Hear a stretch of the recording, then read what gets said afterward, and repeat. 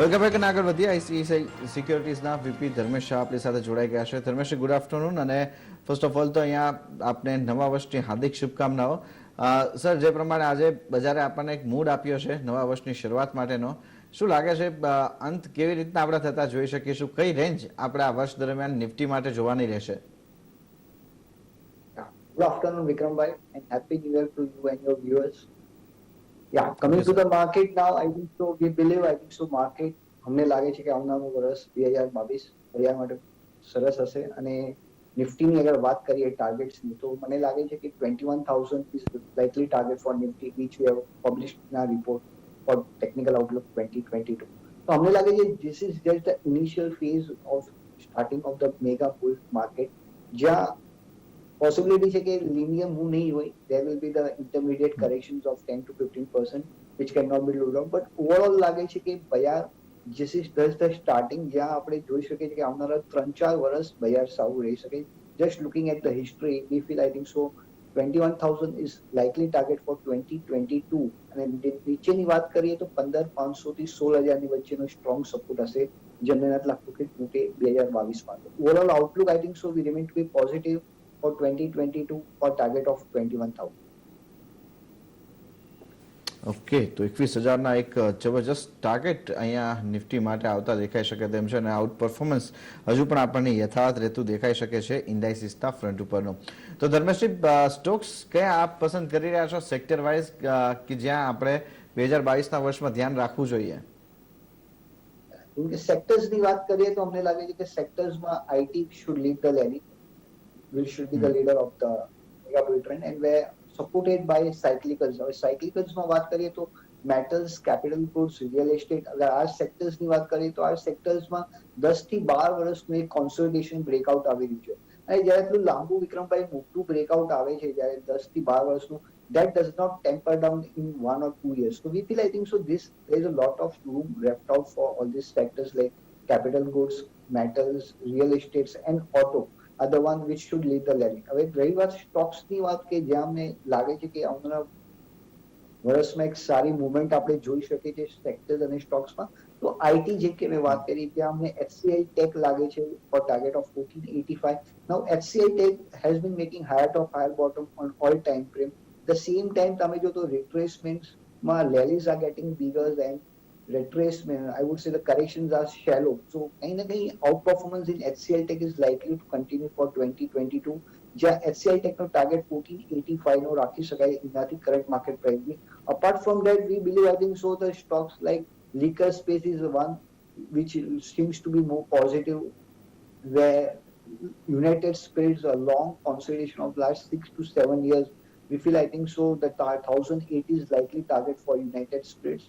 Capital goods ની જેમ કે વાત કરીએ આપણે જ્યાં અમને લાગે છે કે ABB, SKF, bearings are the ones where a long decade breakout. I would say for ABB માં તમે જો તો છેલ્લા 10 વર્ષનું બ્રેકઆઉટ આવી રહ્યું છે with strong volumes and supported by faster retracement. તો ક્યાંક ને ક્યાંક એબીબી માં બી લાગે છે કે 2750 નો ટાર્ગેટ જોઈ શકાય. Apart from that SKF, bearing we look for target of 4700.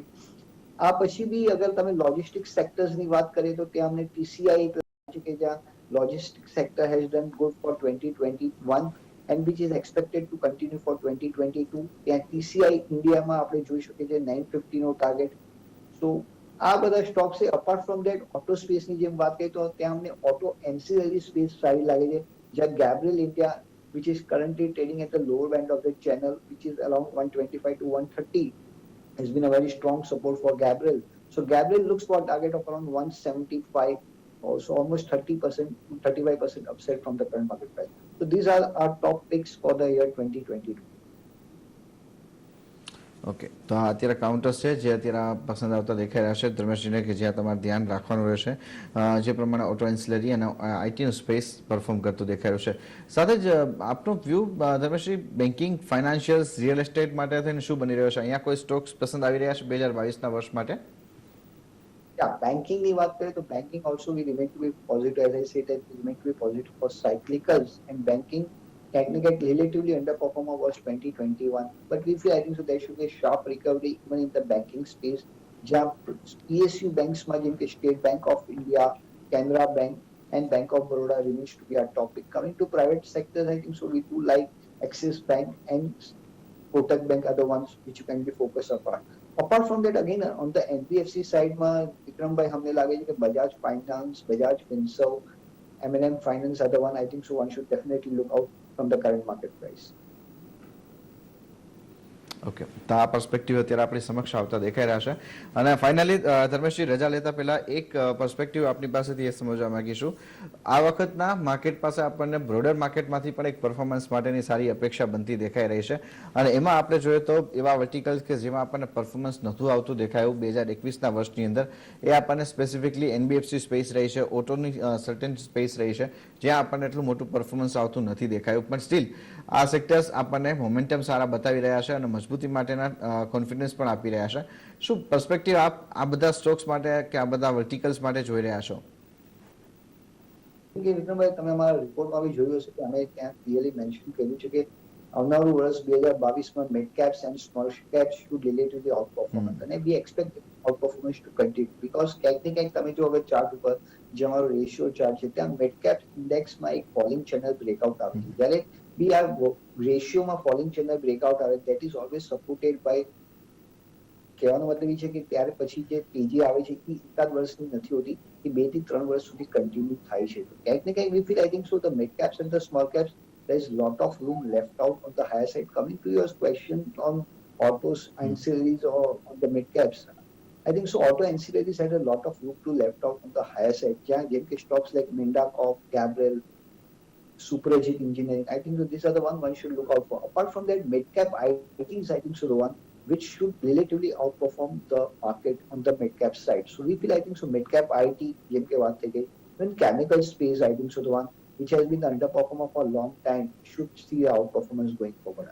Apart from that, again, one dark horse is metal space, I think so. Metals નું 2021 સૌથી બેસ્ટ યર હતું, પણ ક્યાંક ને ક્યાંક આપણે જોયું તો છેલ્લા 4-5 મહિનામાં તો ક્યાંક ને ક્યાંક એક રિટ્રેસમેન્ટ થયું છે શાર્પ લેવલિંગ. તો વી feel I think so metal space is I think so one where the risk reward looks more favorable from the current levels. તો એના બી એક આપણે મિડ કેપ સાઈડમાં એક સારું સરપ્રાઈઝ 2022માં જોઈ શકીએ છીએ. રાઈટ, તો આ પર્સપેક્ટિવ છે. અને સાથે ધર્મેશજી, ઘણો આભાર સર, આપનો સમય ફાળી આ સમગ્ર રિપોર્ટની વાત અમારા સુધી કરવા માટે, નવા દર્શકોને ખાસ પહોંચાડવા માટે થઈને ઘણો આભાર સર. તો અત્યારે આપણે સાંભળ્યું કે આઈસીઆઈસીઆઈ સિક્યોરિટીઝના વીપી ધર્મેશ શાહ આપણી સાથે જોડાયેલા હતા. કયા સ્ટોક્સ માટે થઈને તેઓ 2022 માટે થઈને બેટ લગાવી રહ્યા છે, ત્યાં એમને સારા એક પરફોર્મન્સની અપેક્ષા બની રહી છે. એ બધા ફ્રન્ટ ઉપર તમારું ધ્યાન રહેવું જોઈએ. આપણે રોકાઈ એક બ્રેક માટે. બ્રેક બાદ ગૌરાંગ શાહ અને રાજન શાહ સાથેની ચર્ચાને આગળ વધારીએ અને સાથે ડીલિંગ રૂમની હલચલ પણ જોઈશું.